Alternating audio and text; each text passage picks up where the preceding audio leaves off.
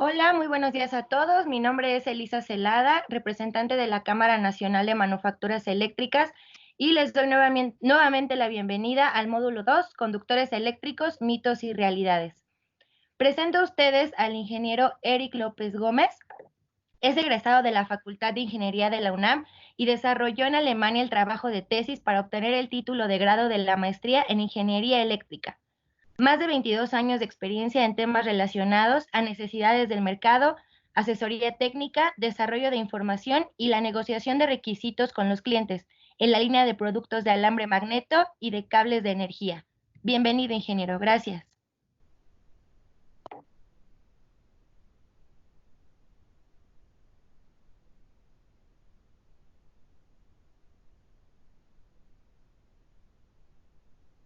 No se escucha, Eric.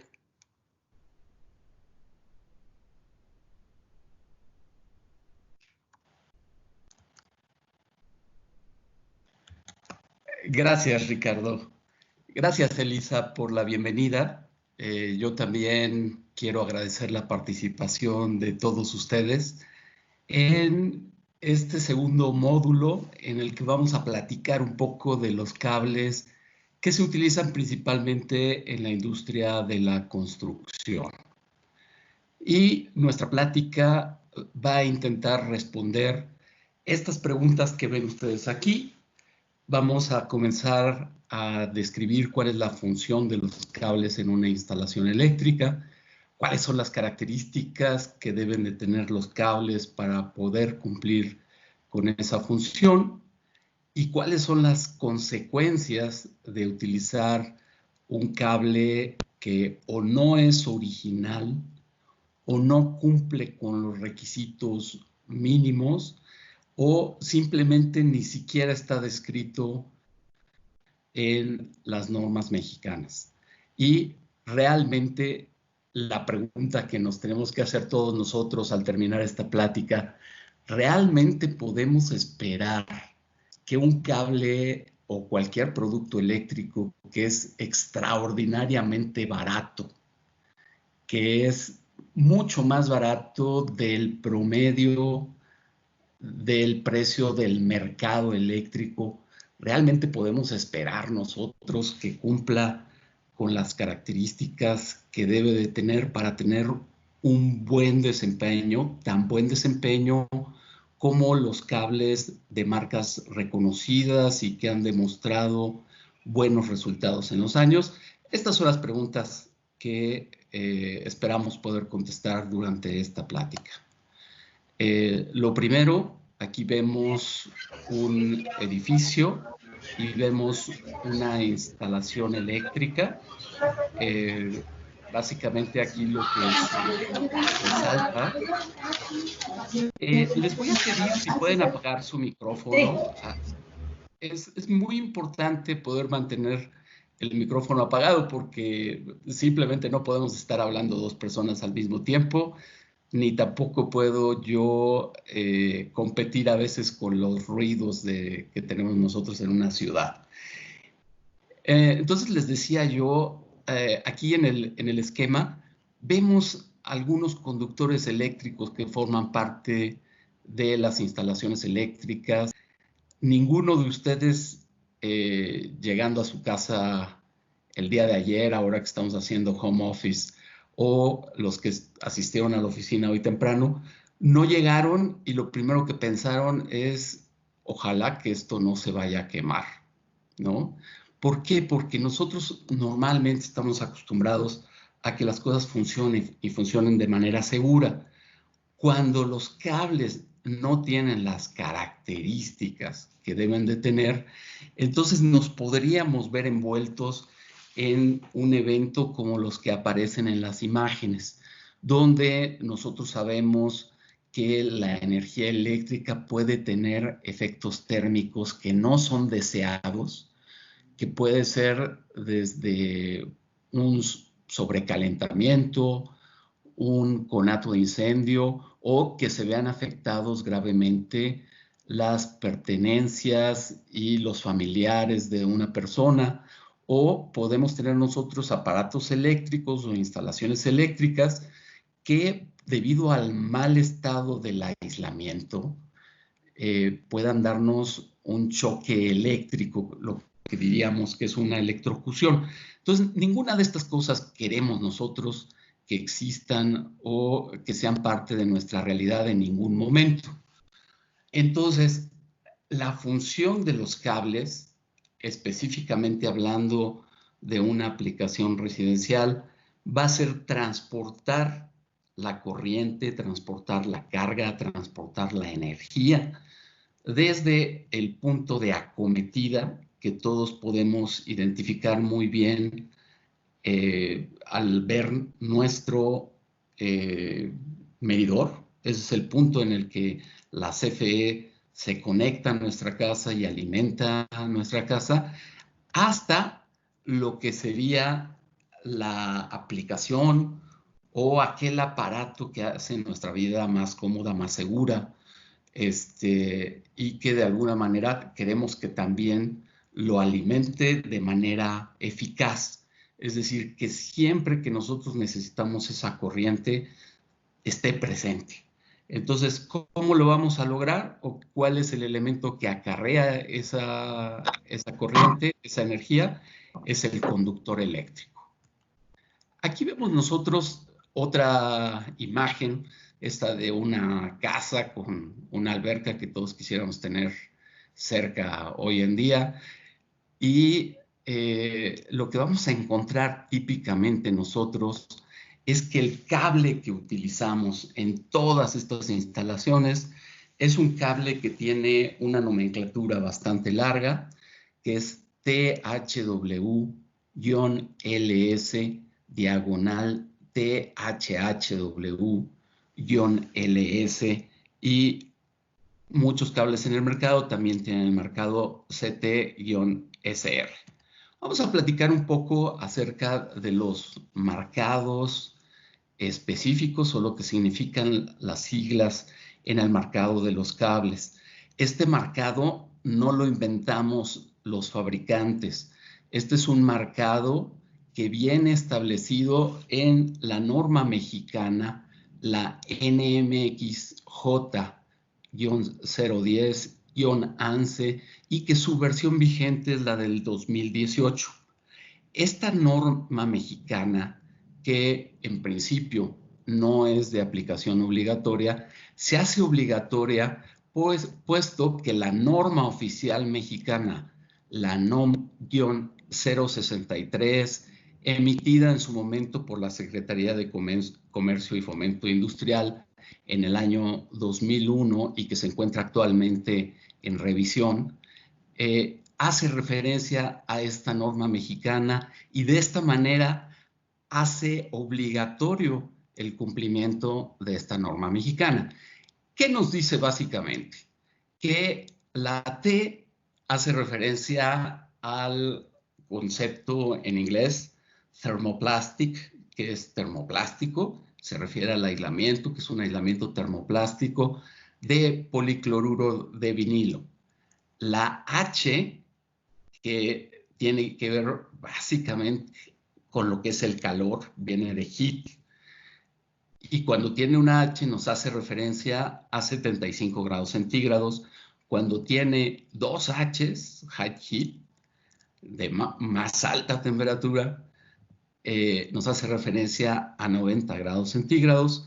La W tiene referencia a water. Básicamente nos indica que lo podemos instalar el cable en ambientes húmedos y mojados. Y finalmente el LS es de Low Smog, que es un estándar que inició como una característica adicional o opcional dentro de la norma, y cada vez se ha vuelto más el estándar en el mercado eléctrico.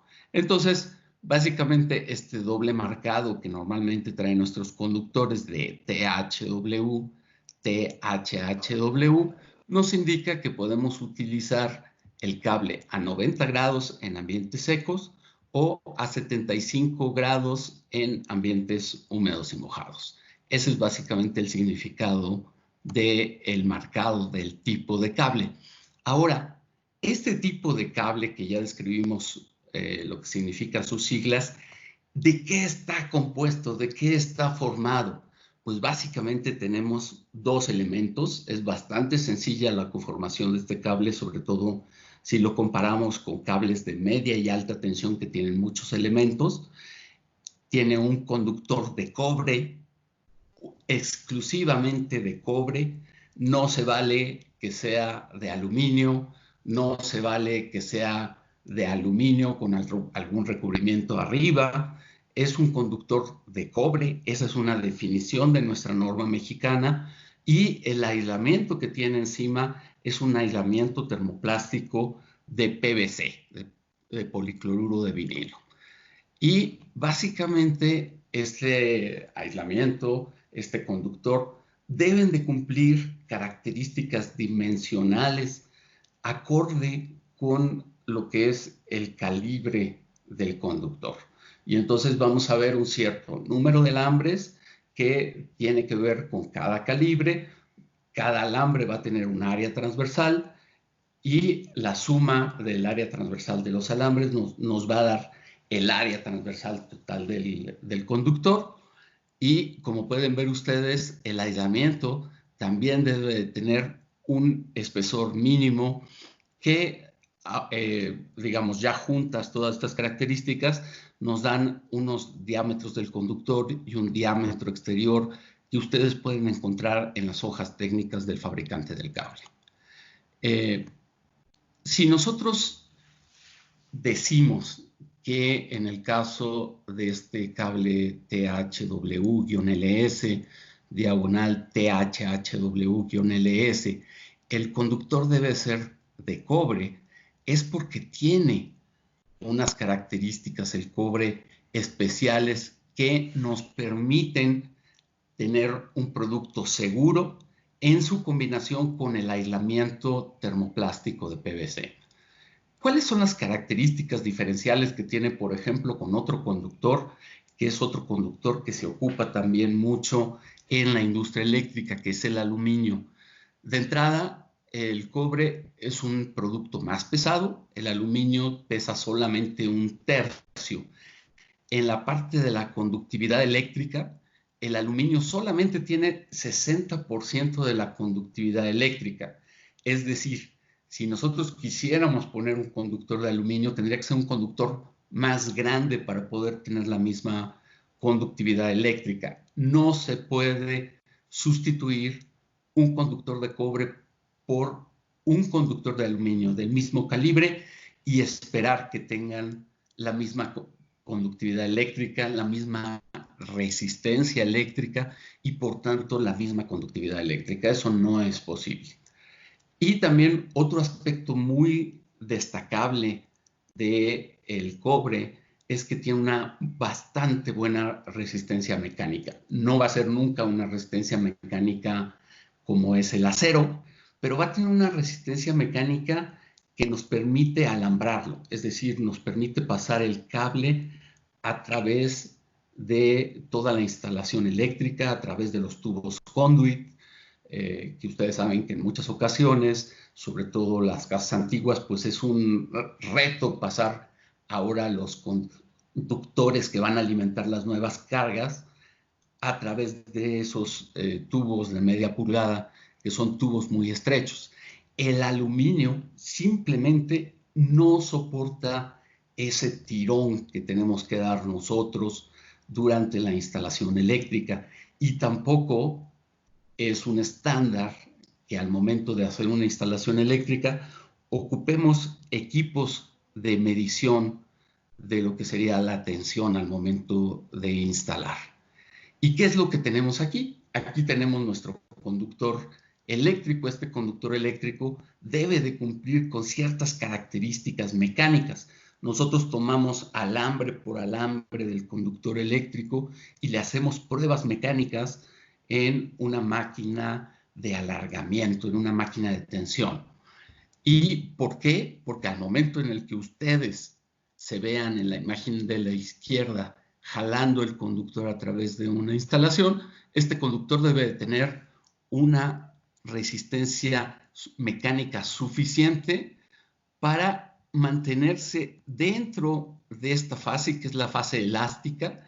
Es la fase en donde, por ejemplo, nosotros un resorte lo estiramos un poco y el resorte, cuando le quitamos la fuerza, regresa a su posición original, no hay deformación, y no vaya a ser como sucede o puede suceder en una instalación con conductores de aluminio muy pequeños, que nosotros tengamos una situación de este estilo, donde ya estamos causando una deformación permanente. Aquí tenemos un cuello de botella, donde en ese cuello de botella, al momento en el que pasen los electrones, no es que nuestro refrigerador vaya a recibir menos energía por tener una situación de esta. No, va a seguir recibiendo la energía similar, pero en este punto, que puede quedar a la mitad de un tubo conduit, vamos a tener un calentamiento adicional, y esto puede generar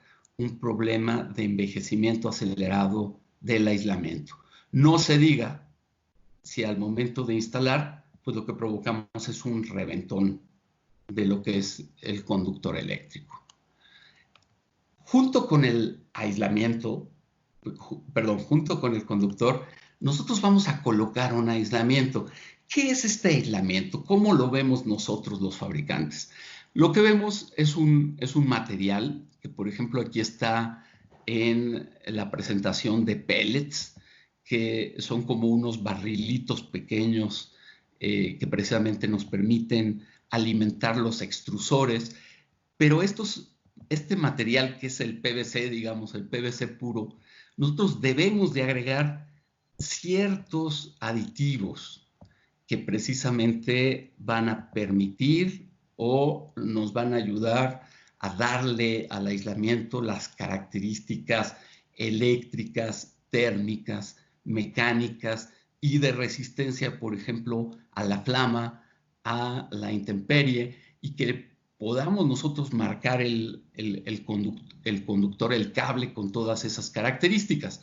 Adicionalmente, le agregamos colorantes que van a tener la función de ayudar en la parte de la identificación de los materiales, ¿sí? De los cables, que en una instalación eléctrica sea muy fácil identificar el conductor neutro, el conductor de puesta a tierra y desde luego los conductores de fase.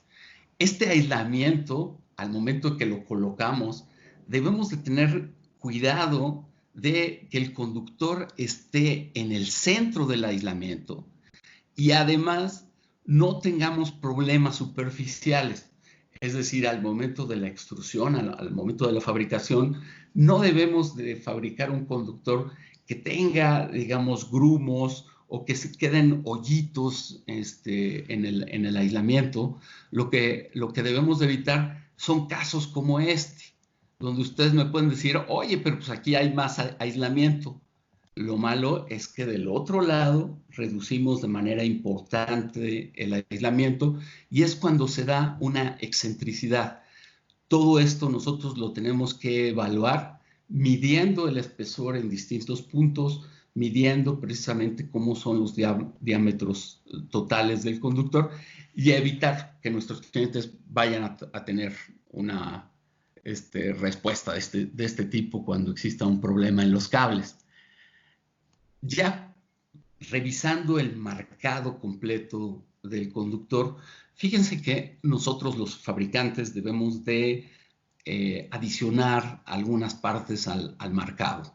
Una parte muy importante es tener lo que es el calibre del conductor, donde nosotros tenemos un área transversal en milímetros cuadrados primero y posteriormente colocamos el calibre en AWG o en KC1000, que son las medidas estándar. Recuerden que en el caso de los cables de la construcción de cobre, el calibre mínimo es un calibre 14 AWG.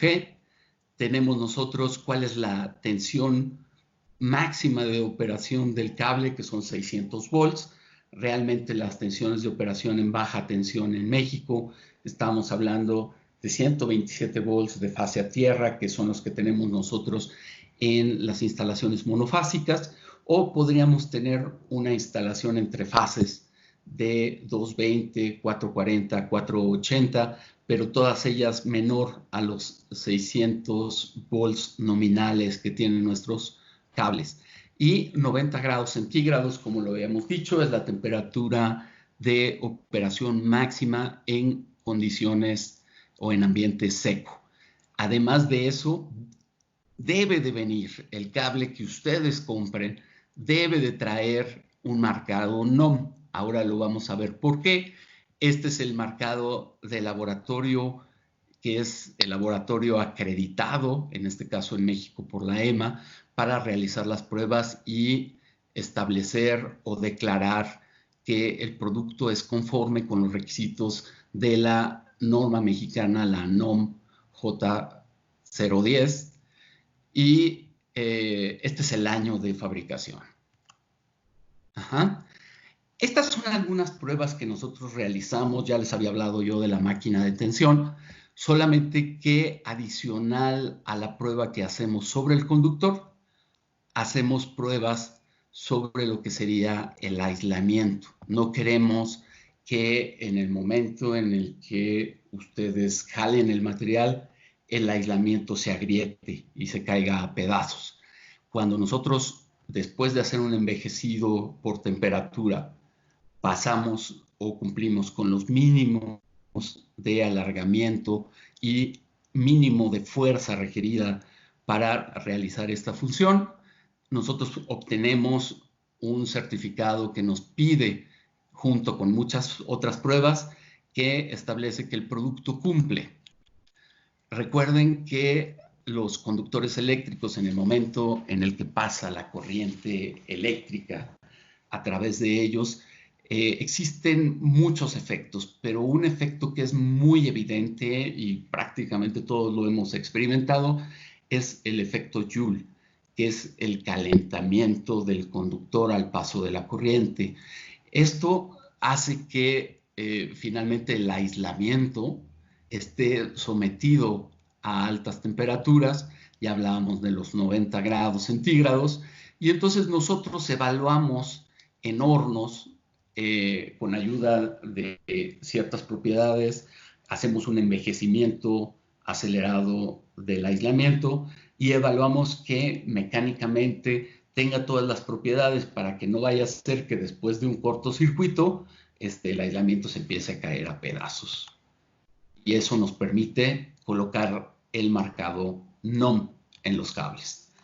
También otras pruebas que hacemos, por ejemplo, aquí es una prueba donde el cable se sumerge completamente en el agua. Son pruebas que son similares a las pruebas de resistencia de aislamiento que ustedes corren en algunas de las instalaciones. Y básicamente lo que queremos aquí es evaluar que las corrientes parásitas o las corrientes de fuga o las corrientes que podrían pasar a través del aislamiento son suficientemente pequeñas o prácticamente nulas para que no vaya a ser que ustedes, al momento de entrar en contacto directo con un conductor que no tiene un aislamiento de buenas características, no tengan un choque eléctrico o no sufran una electrocución, que ya en el módulo 1 platicamos acerca de las consecuencias muy graves en quemaduras que tienen este tipo de accidentes. Si pasamos nosotros las pruebas, podemos marcar el producto como NOM al obtener nuestro certificado emitido por un laboratorio acreditado como lo es ANSE. Aquí les quiero mostrar un par de videos. Son videos muy cortos, uno de menos de 2 minutos, el otro de alrededor de 2 minutos. Es una prueba mecánica, por un lado, y otra prueba de resistencia a la propagación del incendio. Estas son pruebas que normalmente en el mercado eléctrico pues o no se conocen o no se ven, y creemos que es una buena oportunidad mostrarles estas pruebas, cómo se realizan y qué pasa, cuál es el desempeño que se obtiene cuando tenemos nosotros un producto con buenas características, un producto original, un producto conforme y qué es lo que sucede cuando tenemos nosotros un producto que tiene problemas. Vean, el producto de arriba es un THW-LS que podría haber sido fabricado por cualquiera de los fabricantes de la Caname, producto certificado. El producto de abajo es fabricado por un fabricante que simplemente es un producto, digamos, que no está descrito en la norma de instalaciones eléctricas, no está descrito en la norma mexicana de cables de baja tensión con aislamiento termoplástico, que es la NMX-J-010, y tampoco está descrito en la NOM 063, que es la norma oficial mexicana de conductores eléctricos. Entonces, miren lo que sucedió, ¿sí? Se sometió el cable a un envejecimiento acelerado en un horno, 136 grados centígrados por 7 días, y el resultado posterior fue este. Esto es lo que deberíamos de esperar nosotros en el momento en el que querramos hacer mantenimiento en nuestra instalación o querramos simplemente cambiar un tomacorrientes, un interruptor o agregar un tomacorrientes, un interruptor. Esto es lo que vamos a obtener en el aislamiento cuando lo querramos mover. Entonces, sí es grave, sí es trascendente lo que estamos viendo aquí, y más trascendente va a ser lo que vamos a ver en el siguiente video, que esta es una prueba de resistencia a la propagación del incendio. Les voy a describir cómo es la prueba porque las cosas suceden bastante rápido.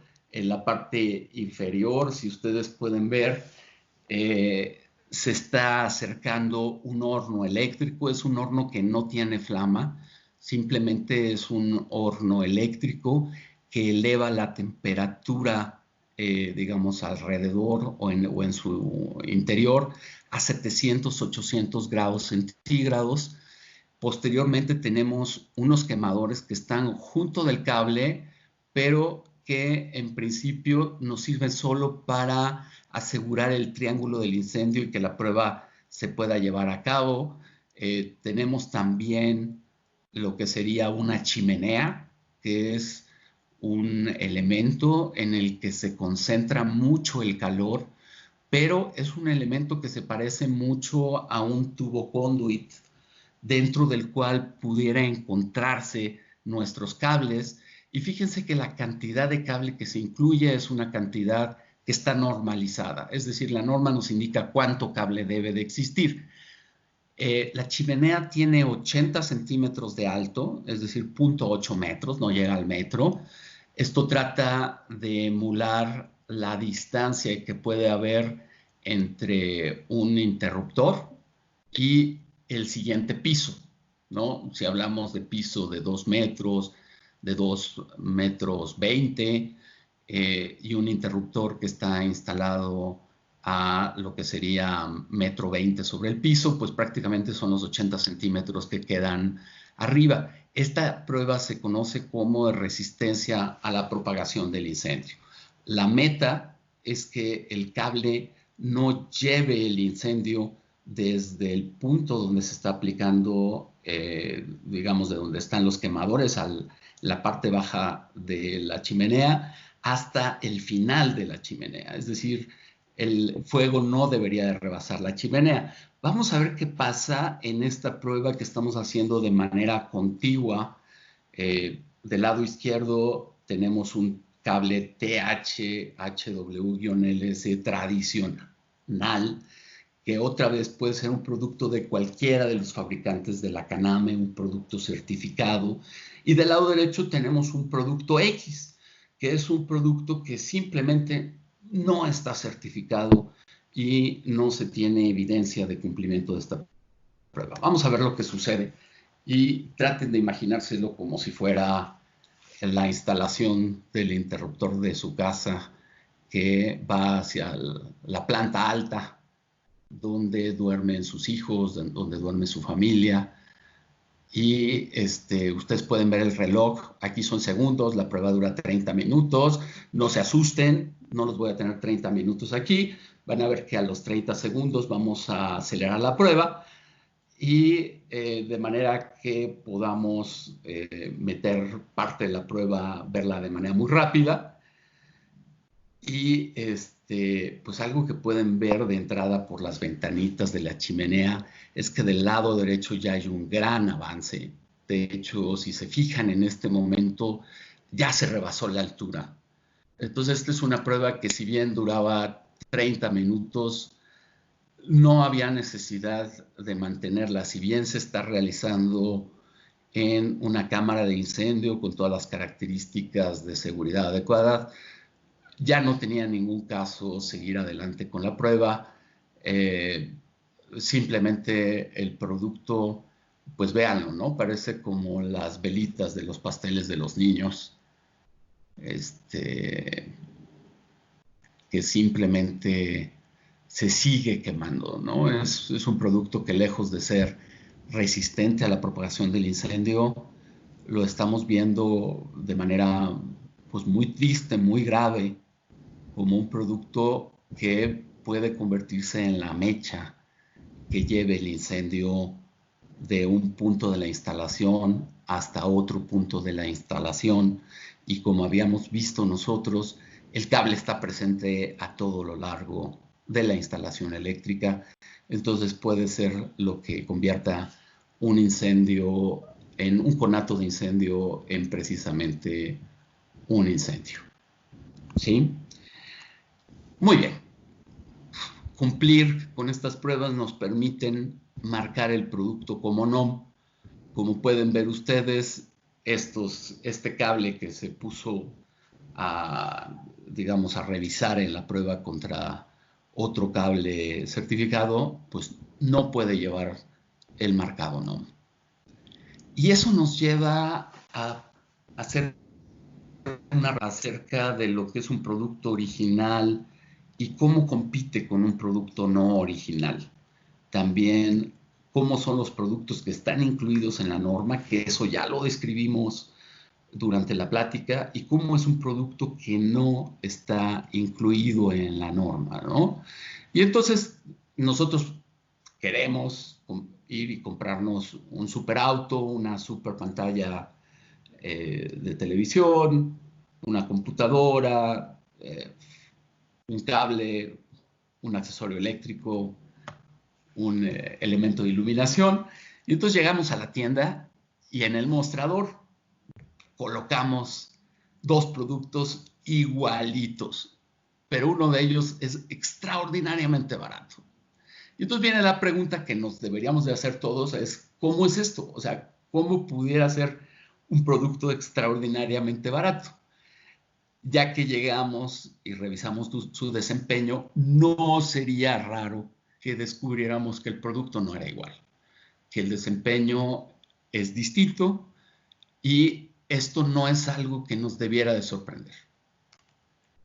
¿Qué es lo que sucede? O sea, si nos ponemos a analizar, todos somos fabricantes y tenemos como objetivo tener una ganancia de la fabricación de nuestros productos. Entonces alguien decide diseñar un producto y resulta que este producto pues no cumple con las normas oficiales mexicanas, no cumple con la ley de metrología y normalización, y es un producto que no es original, que está fuera de norma y que finalmente pues no cumple, ¿no? Este producto le dan la comercialización, el cliente pues dice, ¿cómo? ¿No? O sea, siempre he estado equivocado.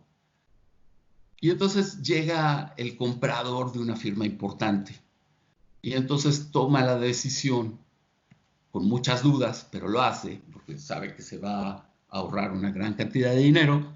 Y entonces viene y toma la decisión de hacer una construcción, un edificio de gran altura, con un producto que de entrada sabe que no cumple, y que pueda suceder esto no es la sorpresa. La sorpresa sería es que ese comprador viviera en ese lugar y tuviera a su familia, digamos, en riesgo de estar presente en un accidente como este. Eso nos lleva a pensar, ¿quién es el que toma los riesgos realmente de la decisión de utilizar un producto que no cumple con la norma? ¿Lo tomará la entidad certificadora, el laboratorio que emite un certificado a un producto que tal vez no cumple? Yo lo dudaría un poco. El fabricante, nosotros en la CANAM hemos encontrado pues muchos fabricantes que en sus empaques ponen una dirección, vamos, investigamos, tocamos la puerta y resulta que nadie abre esa puerta, no existe el fabricante en la dirección que está declarada. ¿Será el distribuidor?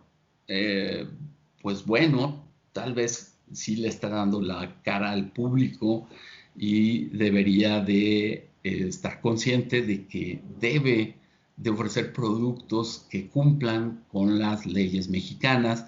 Entonces, tal vez parte del riesgo lo está tomando el distribuidor. El instalador eléctrico, pues bueno, finalmente puede tener el riesgo de instalar un producto peligroso y tener un choque eléctrico al momento de instalarlo, pero el que toma la mayor parte del riesgo, lo que es la base de la pirámide, es el usuario, que además es probablemente el que menos conocimiento tenga del producto y que confía en que el gobierno mexicano, los fabricantes, los distribuidores, los instaladores conocen acerca de los productos y el producto que le ofrecen es un producto con buenas características. Algo que debemos de pensar, ya después de todo lo que platicamos, donde sabemos que los productos no aparecen mágicamente, los conductores eléctricos no aparecen mágicamente, sino que hay alguien que selecciona los materiales, selecciona el conductor, selecciona los aislamientos, hay alguien que compra y le da mantenimiento al equipo que fabrica el producto, existe una mano de obra calificada que finalmente es parte de una compañía y tiene todos los elementos para poder realizar bien su trabajo. Existe un set de pruebas que son bastantes, son más de una docena de pruebas que tenemos que aplicar desde la materia prima, desde la parte de los compuestos y después en el producto fabricado, después de la fabricación de cada lote, y también existe un costo de los certificados. Entonces, ¿cómo serán en los productos certificados los costos contra un producto que no cumple? Pues bueno, tenemos aquí una posibilidad de que tanto en materiales, equipo, mano calificada, exista un costo menor, o si no lo existe, pues vaya, entonces la persona que selecciona un producto más barato que no cumple, pues está haciendo muy mal su trabajo, entonces al menos debería de ser una mano de obra no calificada. Después las pruebas, realizan pruebas en estos productos y sabiendo que están mal, los lanzan al mercado, pues eso todavía sería más grave que hacer la suposición inocente de que finalmente no hacen ninguna prueba sobre el producto. Desde luego no obtienen certificados. Desde luego, esto no nos debería de sorprender. Es decir, ¿quién de nosotros cree todavía en los Reyes Magos, ¿no? Entonces, esto no nos debería de sorprender. Y finalmente, el desempeño tampoco nos debería de sorprender. Esto nos lleva a una idea final, una idea de cierre que queremos compartir con ustedes, donde nosotros sabemos que lo barato sale caro, pero en cuestiones eléctricas, en cuestiones de la instalación eléctrica, del lugar donde trabajamos, del lugar donde viven nuestros seres queridos, realmente puede ser un problema de seguridad que debemos de tener la conciencia nosotros de cómo estamos haciendo las cosas. Entonces, llego a estas conclusiones. No sé, Elisa, si sea el momento para que se plantea alguna de las preguntas que pudieron haberse realizado durante la plática. Al momento no tenemos todavía preguntas, ingeniero. Si gusta continuar con sus conclusiones para después dar paso a las preguntas y respuestas. Muy bien. Pues ya lo leyeron ustedes. Finalmente los cables son un elemento muy importante en una instalación eléctrica. Tienen características que les permiten cumplir con la función de transportar la energía de un punto de alto potencial a un punto de bajo potencial, de la fuente a la carga o de nuestra cometida a nuestro equipo eléctrico. Luego, los cables deben de cumplir muchos requisitos para poder asegurar este cumplimiento y estar certificados por un laboratorio acreditado de acuerdo con la NOM 063 SCFI 2001, que es una norma que está en revisión actualmente en la Secretaría de Economía. Y finalmente, pues un cable barato, sin certificaciones, no ofrece seguridad, eso se los podemos asegurar, ni tampoco un buen funcionamiento. ¿Sí?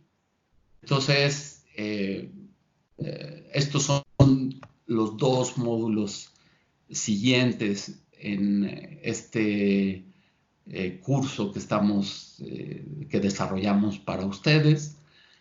El módulo 3, que es justo la próxima semana, los dispositivos eléctricos, calidad o cantidad, y el módulo 4, equipo de seguridad, prende la seguridad.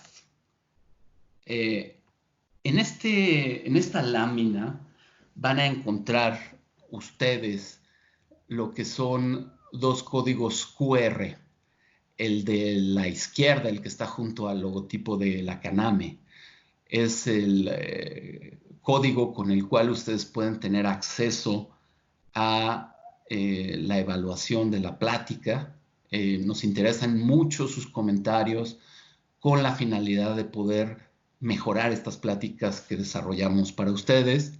Y del lado derecho tenemos lo que es el código QR, donde ustedes pueden evaluar el aprendizaje que adquirieron en esta plática. Son unas cuantas preguntas, las van a poder responder muy rápido, muy rápido. La plática fue una plática bastante corta, bastante concreta, y nos gustaría mucho tener la realimentación de ustedes.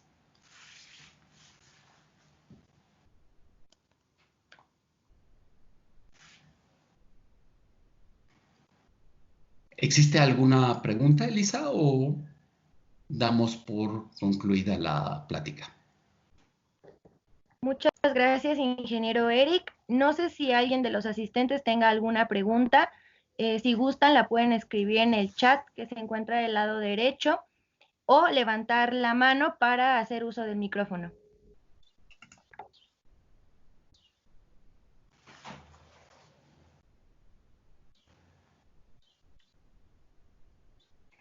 Adelante, José Jesús, con tu pregunta. Tienes levantada la mano. Gracias. Mira, bueno, finalmente todo lo que has comentado pues es de suma relevancia, ¿no? Desafortunadamente pues mucha población no tiene conocimiento adecuado como para pues definir o discernir sobre esto, ¿no? La única preocupación que a mí me queda es, sí es importante, ¿verdad?, que el cumplimiento de las normativas, como lo has muy bien indicado, y pues la certificación o la acreditación que tengamos de la NOM adecuada para el producto que se compra y utiliza. Pero mi pregunta está en función de, entonces, ¿qué normas o qué normativa tenemos en la venta de los productos, ¿verdad? Para evitar que pues la gente que no tenga el conocimiento técnico como tú lo tienes y nos lo has mostrado en este momento, pueda tener seguridad y certeza en lo que compra, ¿no? Es decir, al momento de vender, pues tenemos productos que a lo mejor no han cubierto las pruebas, pero solamente nosotros ahorita sabemos que los que tienen una certificación NOM, pues son más seguros para nosotros, pero no toda la gente lo sabe. Entonces, en el mercado, ¿qué normativas hay para limitar ese tipo de productos? Esa es mi pregunta. Sí, claro que sí, con mucho gusto. Básicamente, una semana antes platicábamos de todo el marco normativo y en ese momento se comentó acerca de la Ley Federal de Metrología y Normalización, que indica que los productos, servicios ofrecidos en el mercado mexicano, y no solamente el mercado eléctrico, sino en general, deben de cumplir con los requisitos de las normas oficiales mexicanas. Ese es un primer punto. Entonces, desde ese punto de vista, lo que primero que no debería de haber es un fabricante que tenga la tentación de fabricar un producto que no cumpla o que tenga también la ignorancia. Sin embargo, muy bien lo apuntó la ponente, que es licenciada en Derecho, de la semana pasada, muy bien apuntó que la ignorancia o el desconocimiento de la norma no lo exime de la responsabilidad del cumplimiento. Entonces, eso es lo primero, el primer paso. Y para eso ustedes tienen un gran aliado que es precisamente la CANAME. La CANAME, no puede haber socios de CANAME cuyos productos no cumplan con las leyes mexicanas. Entonces, ese es el primer paso. El segundo paso, ustedes están o son socios de la CONACOME, ¿no? De las ACOMES, digamos, localmente, y las ACOMES están reunidas en todo lo que es la CONACOME. Entonces, de alguna manera, esta fortaleza que ustedes tienen y juntándose con la CANAME ha permitido que sea realidad intercambios como los que estamos haciendo ahora, donde ya en este momento los que participamos en esta plática pudimos discutir acerca de esta problemática que se da en el mercado mexicano, en el mercado eléctrico mexicano, y que estamos expuestos los consumidores a ese tipo de productos. Algo que sería muy bueno y que, digamos, nosotros lo apreciamos mucho, nosotros como participantes de la Comisión para el Desarrollo del Sector Eléctrico, es que ustedes traten de integrarse al trabajo de la Comisión a través de la CONACOME y aporten ideas, nos platiquen cuáles son sus experiencias, qué es lo que ustedes están viviendo, y de esa forma establezcamos las acciones. Nosotros tenemos varias ideas de cómo de alguna manera llegar con ustedes. Estas pláticas virtuales se dieron a partir del momento en el que vino la pandemia y entonces nos cortó las alas de un proyecto un poco más ambicioso, que era ir a las distintas sedes, a las distintas plazas y tener un curso taller, como lo mencionaba una de las láminas, y poder platicar sobre esto. Entonces, yo les diría, no sé, Ricardo, si tú quisieras ahondar en algún detalle como presidente de la comisión, pero eso es básicamente. Bueno, sí, digo, nosotros en la comisión lo que estamos buscando es crear una cultura en la seguridad eléctrica.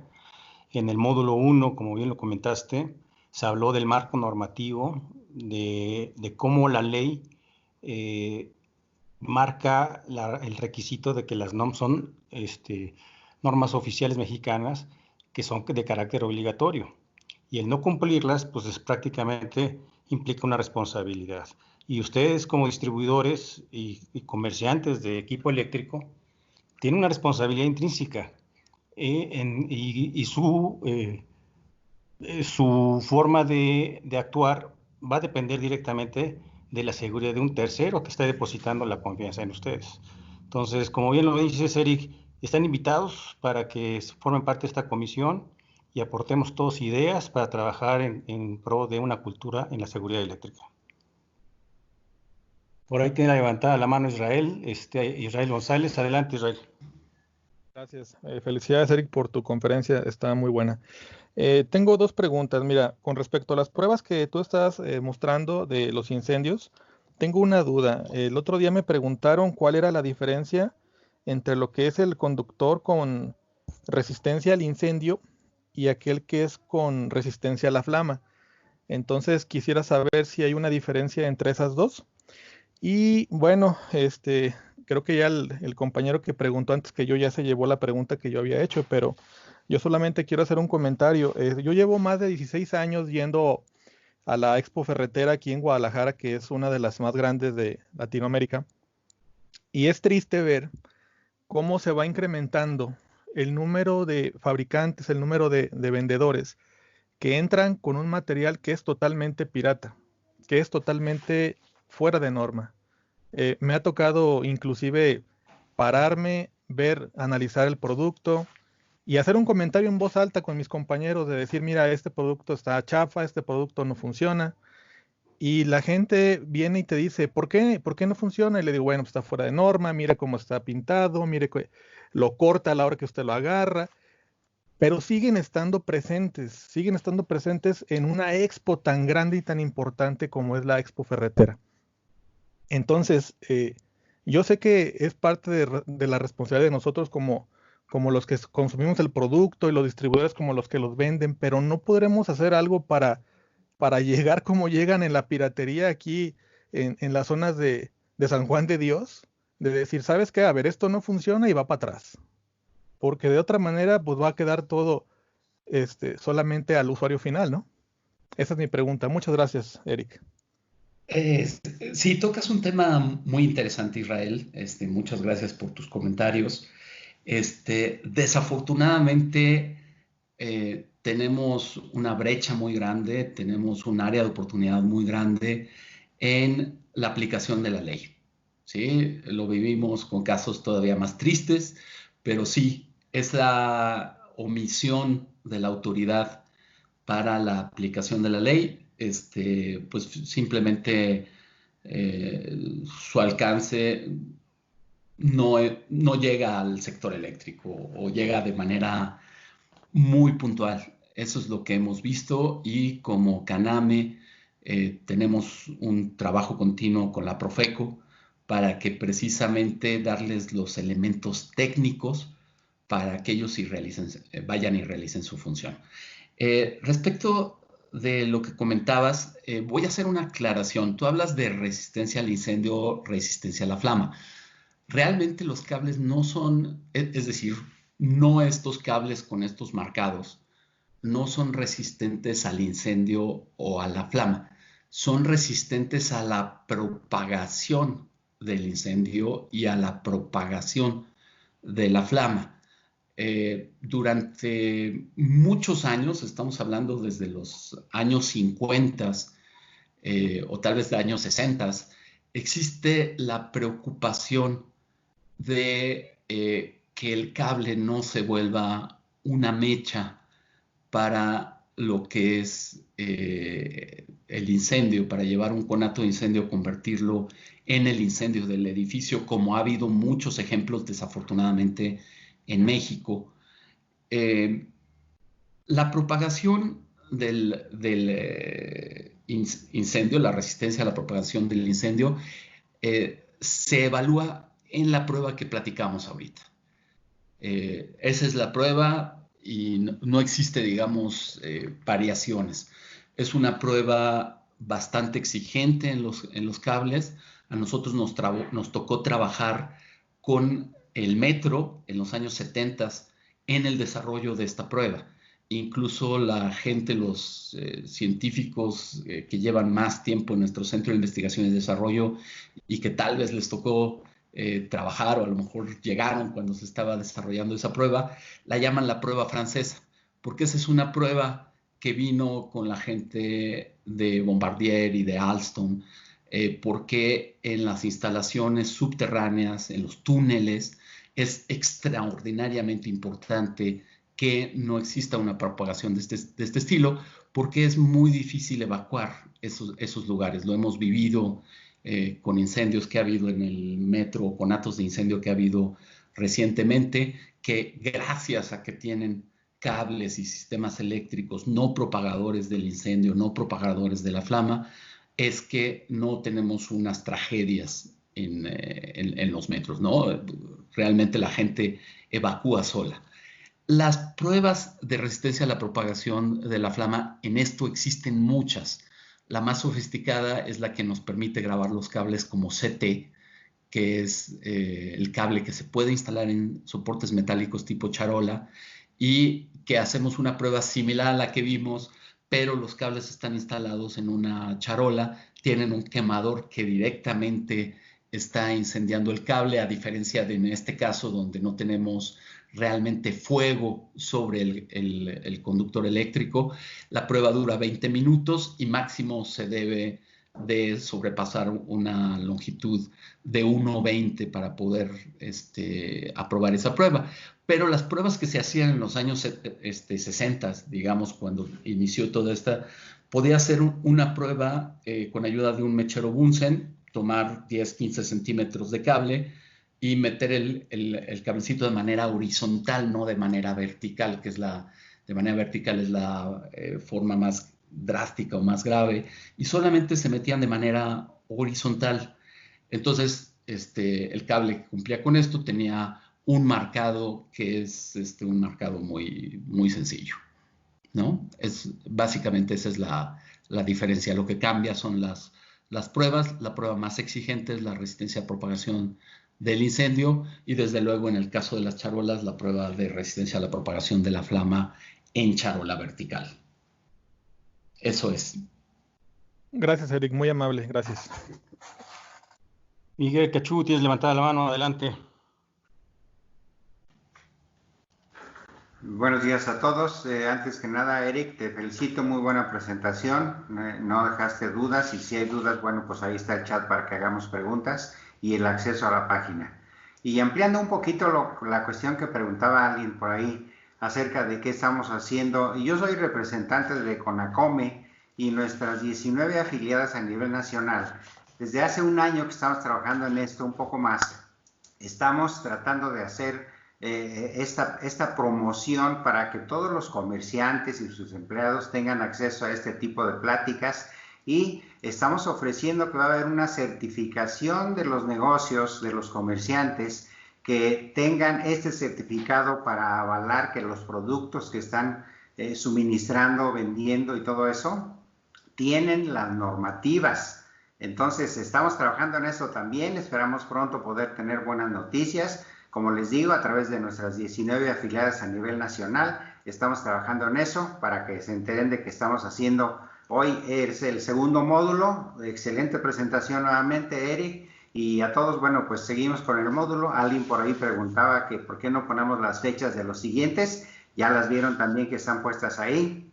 Y muchas felicidades a todos por su participación. Muchas gracias.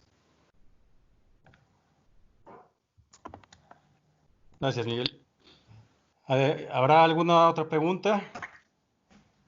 ¿Comentario? Sí, ingeniero. En el chat hay una pregunta de Rigoberto. Menciona, buen día, en la NOM CD 001-2012 dice muy claramente en el 310-106, inciso C, no se permite el uso de conductores de aluminio o de aleación de aluminio en tamaños nominales menores a 13.3 G6AWG. ¿Sabe usted por qué se está utilizando en viviendas de interés social? ¿Sí está aclarado que no se permite el uso? Sí, Rigoberto. Fíjate que es una situación muy triste, especialmente cuando una constructora de interés social o de nivel medio esté tomando la decisión de utilizar este tipo de conductores, porque finalmente pues, van a vender la casa, se lavan las manos y ya ellos ya no van a incidir en la parte de la seguridad. Precisamente nosotros nos hemos dado a la labor de conocer casos específicos donde los familiares han tenido, todavía no terminan de pagar la casa, se acaban de cambiar Y prácticamente esto que está sucediendo con las instalaciones eléctricas de viviendas de ese tipo, que llegan con el refrigerador, el microondas, la pantalla, y se tienen que salir ellos, porque la carga de esos equipos no puede ser suministrada de manera segura con ese tipo de conductores. Desafortunadamente lo hacen de esa forma. Desafortunadamente, al momento de instalar esos cables, necesariamente causan una elongación, y si ya teníamos un problema porque fueran cables de aluminio que no utilizan conectores adecuados para ese tipo de cables, todavía nos topamos con el problema de que pudiéramos llegar a tener un incendio. Existe un documento emitido por la Profeco de Estados Unidos, que prácticamente lo que dice, porque esta fue una práctica en Estados Unidos en los años 70, y entonces prácticamente lo que dice el documento: si usted compró su casa recientemente y es una casa construida en los años 70 y resulta que está cenando con su familia muy a gusto, cómodamente, y empieza a oler a plástico quemado, salga corriendo. Paso número 1, salga corriendo de la casa con su familia.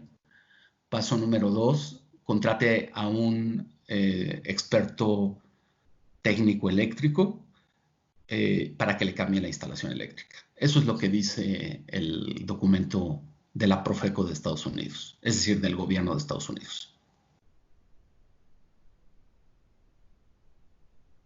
No sé si exista otra pregunta. Eric, si nos puedes ayudar poniendo la liga de las evaluaciones, nos lo están pidiendo, a ver si la puedes poner en el chat. Claro que sí. Voy a quitar digamos, la presentación momentáneamente para poderlo hacer de manera eficaz, y sí, con mucho gusto lo pongo en el chat.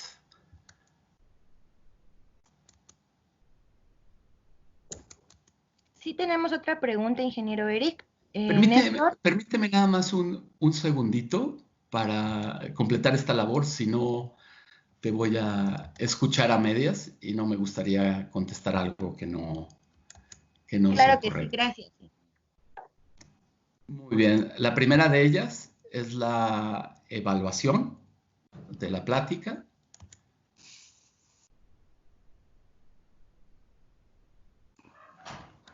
Y la segunda de ellas va a ser la evaluación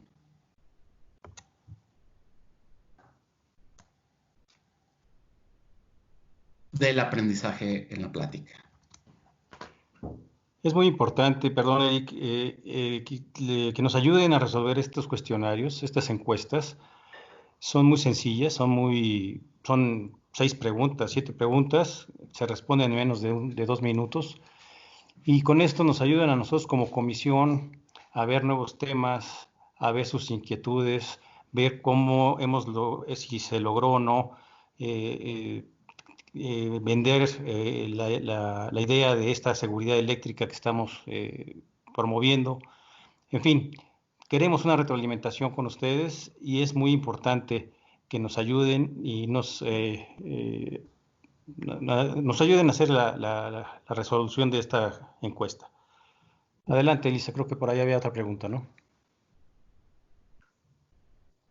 Así es, ingeniero. Pregunta Néstor: ¿ambientes húmedos o mojados no significa que pueden ser sumergidos, o sí?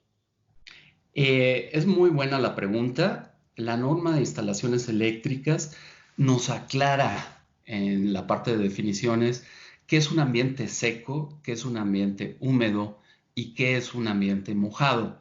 Vamos a comenzar por el caso más evidente. El ambiente mojado es el ambiente que existe en ductos y registros subterráneos, básicamente. El ambiente húmedo es aquel en que el conductor o el aparato eléctrico podría estar sometido a gotas de agua. Les pongo ejemplos de los conductores. Un cable instalado en un soporte metálico tipo charola en una cocina industrial donde sabemos que existe mucha evaporación. La evaporación pega en el techo y se condensa y cae una gotita sobre el cable y esta gotita lo rodea y posteriormente cae al piso. Entonces, ese es un ambiente húmedo. O instalamos un cable fijado directamente en la parte baja de una marquesina y entonces llueve, no le llueve directamente al cable. Sin embargo, una gotita que resbala por la pared de la marquesina da la vuelta, toca el cable y entonces cae al piso. Ese es un ambiente húmedo. Y un ambiente seco es, dice la norma, cualquiera de los que no es ambiente ni mojado ni húmedo, y se refiere principalmente a las instalaciones dentro de nuestras casas, donde por diseño, de manera natural, no esperaríamos que hubiera humedad o agua dentro del tubo conduit. Entonces ese es el ambiente seco. Ninguno de estos es un ambiente sumergido. Desafortunadamente, en los distintos climas que tenemos en México, podemos encontrarnos muchas ocasiones registros y ductos que están continuamente inundados. Y pese a eso, los cables siguen funcionando. ¿Cuál es el problema de esto? Al igual que la temperatura es un elemento que causa envejecimiento acelerado en los cables, la humedad también es un elemento que causa envejecimiento acelerado en los cables. Entonces no es la situación ideal. El cable va a tener una vida útil más corta que si se hubiera instalado de manera apropiada en un ambiente seco, en un ambiente húmedo, en un ambiente mojado. Y pues básicamente ese es el comentario. Espero que haya quedado claro. Muchas gracias, ingeniero. Una pregunta más de JJ Marantes. ¿Existe un listado de marcas de fabricantes de cables que cumplan con la certificación NOM? Fíjate que como tal no hay un directorio así como de la sección amarilla, pero en la comisión estamos elaborando un sistema, es parte de los proyectos, donde ustedes van a poder tener acceso directamente incluso al certificado del producto. No sé, Ricardo, si quieras agregar algo más a este respecto. Sí, bueno, gracias, Eric. Bueno, estamos tratando de desarrollar un motor de búsqueda por producto, por línea de productos, en el que ustedes puedan identificar claramente, en principio, si para ese producto existe una norma oficial mexicana, y si existe esa norma oficial mexicana, pues entonces poder buscar el certificado correspondiente de conformidad, de acuerdo a la norma. Es lo que estamos haciendo como parte del taller que queremos presentarles más adelante. ¿Existe alguna otra pregunta, Elisa? Tenemos una mano levantada. Si nos hacen favor de hacer uso del micrófono. Adelante, Salvador Rodríguez. Sí. Buen día, Eric, Ricardo, muchas felicidades, una excelente plática. Que sigamos así, estaremos al pendiente de las demás. Yo quisiera nada más distinguir en el concepto del campo de la certificación de la NOM. Yo sé que se corren un X número de pláticas, que cuando yo supe el número de pláticas eran como 37 pruebas que se hacen para poder ser certificados. No sé si estoy todavía vigente, pero en el comentario que quisiera yo ahorita definir en mi probable propuesta para la compra de los cables, es de que nosotros tenemos abatidas todas muy con buen porcentaje las pruebas que se hacen, se corren. Pero me interesa mucho saber si es de mucho peso que las firmas que se han certificado por dar un ejemplo de alguna prueba que pudiera ser el de elongación o el de resistencia, en ese caso, ¿qué tanta calificación se tiene que tener? Yo sé que son parámetros, como por decir, el que pase de 80 a 100, ese ya está certificado. Pero esas grandes diferencias, hay cables que estarán cumpliendo apenitas la norma, la prueba. Pesa mucho una diferencia de una prueba, por decir del que dice se cumplió con un 70% y el otro se cumplió con un 99%.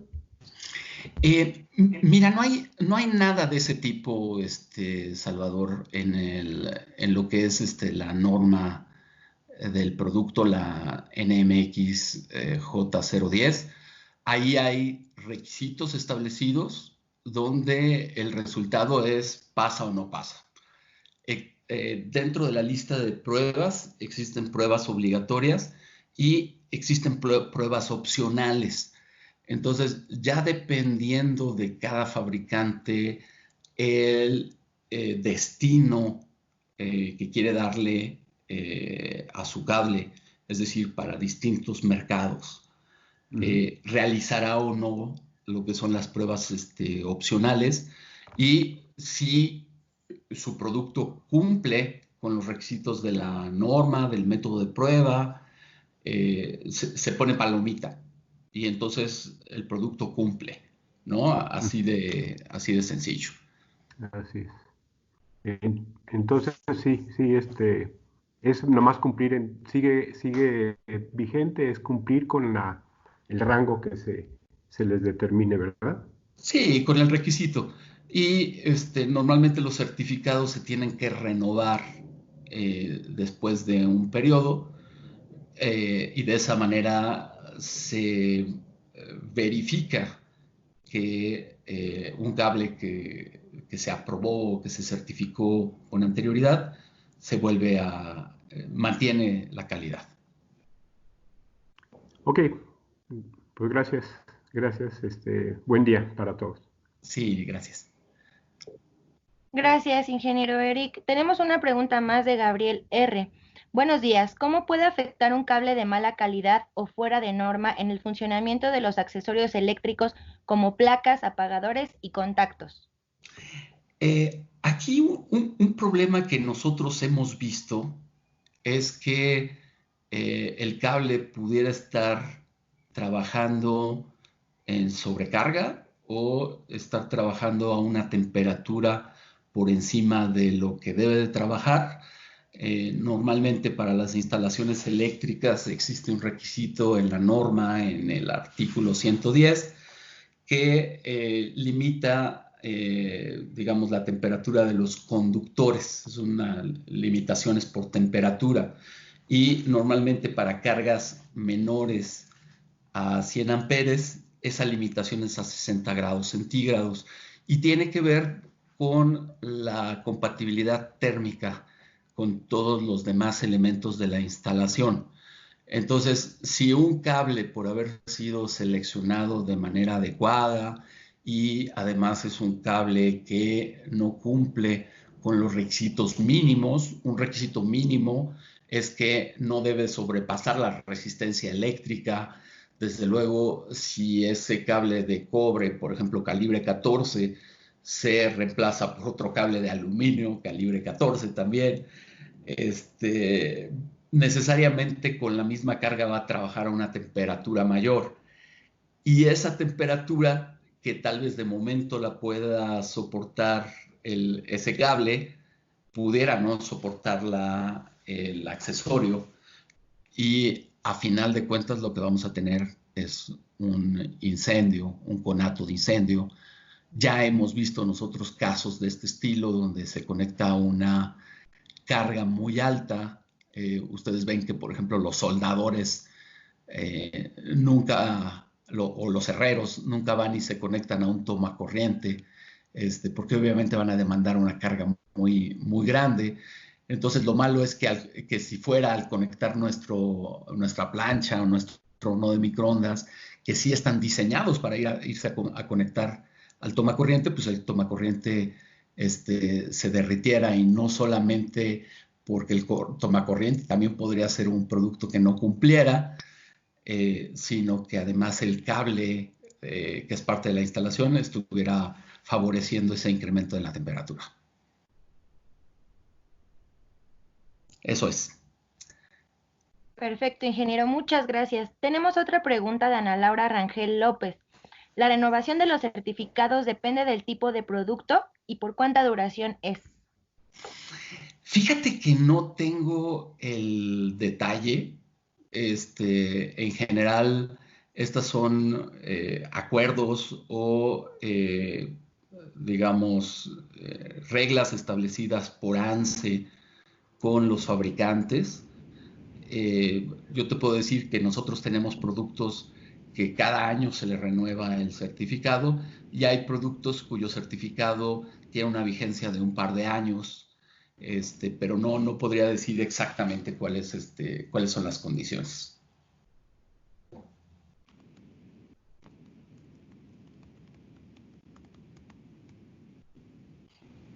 ¿Existe alguna pregunta adicional? Ahí, Eric. Perdón. Sí. Eric Alberto Dávila. Oye, ¿Qué tal, Alberto? A lo que comenta el cliente, yo puedo, si quieres, aportar Perfecto, referente adelante. a la parte de los certificados. Efectivamente, la certificación se hace en base a la NOM 063 y se hace en base a cada una de las familias que está indicada en la norma, ¿no? La familia 1, conductores desnudos, familia 2, familia 3, y se hace en función de ese esquema que trae la misma NOM 063. Cuando ya se tienen los informes de prueba de cada uno de los productos, incluyendo lo que comentabas tú, de las pruebas que sí son obligatorias y aquellas pruebas opcionales, porque el promovente o el que tramita requiere pues tener algún grabado adicional, requiere que aparte su producto lo requiere, pues quiere demostrar que cumple con una prueba de resistencia a la propagación de la flama en charola, una resistencia a la luz solar. Entonces la norma dice, bueno, debes de cumplir con esas pruebas que son obligatorias de cualquier producto, pero si tú quieres que tu producto sea SR o CT, bueno, tienes que demostrarlo con estas pruebas. Todo eso se le manda, en este caso, al OCP, que es el organismo certificador de producto, y emite, una vez que ve la vigencia de los certificados, la validez de que es un laboratorio que está acreditado ante la Entidad Mexicana de Acreditamiento, emite ya un certificado. Ahora, hay dos esquemas de certificación en ANSE. Uno, que es el normal, es cada año se hace una evaluación, y lo que hace después el organismo es hacer una visita de seguimiento, ya sea en el almacén o en la fábrica del que está teniendo el certificado, y con eso puede renovar el certificado, vuelve a tomar otro set de pruebas y renueva la certificación. Esa es la normal de un año, entonces cada año se tiene que estar renovando.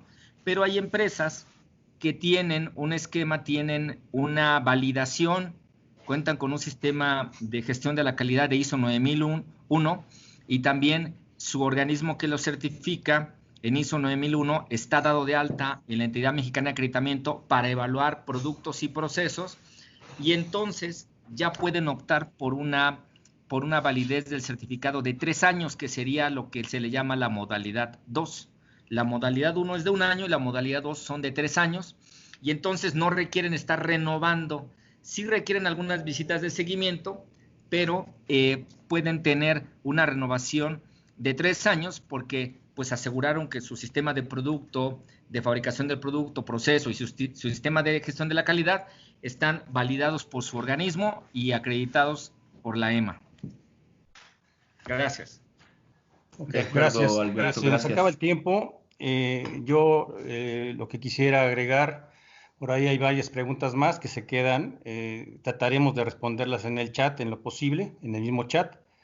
Yo pediría a Eric que unos minutos después de que terminemos pudiéramos contestarlas. Nos están preguntando sobre la presentación. Esta presentación se la haremos llegar solamente a los que nos hagan favor de contestar los cuestionarios, en donde nos pongan su correo electrónico y podemos mandarles la presentación. También por ahí hay una pregunta en el que si pueden apoyarse de alguna manera en Caname Conacome. Yo les diría que sí. Pueden ustedes como parte de Conacome, pueden en todo momento apoyarse por parte de esta comisión. Yo lo que les recomiendo es, si tienen algún asunto con autoridades en donde se estén utilizando conductores que no son conformes, acudan con su asociación de comerciantes de la plaza donde están ustedes y acudan ahí con la parte de Conacome, y Conacome que nos lo haga llegar esta solicitud, y con todo gusto podemos apoyarlos en hacer mesas redondas técnicas con quien tengamos que sentarnos para hablar desde un plano totalmente técnico de la cuestión de seguridad y de conformidad del producto. Entonces, si ya no hay más que comentar, yo les agradezco mucho su presencia, su interés, y les pido que sigan atentos a continuar con estos módulos de la comisión. La próxima semana, el próximo miércoles a la misma hora, a las 10 de la mañana, estaremos hablando del módulo 3, igual de productos en torno al cumplimiento de la norma. Muchas gracias y cuídense mucho, por favor, y seguimos en contacto. Hasta luego.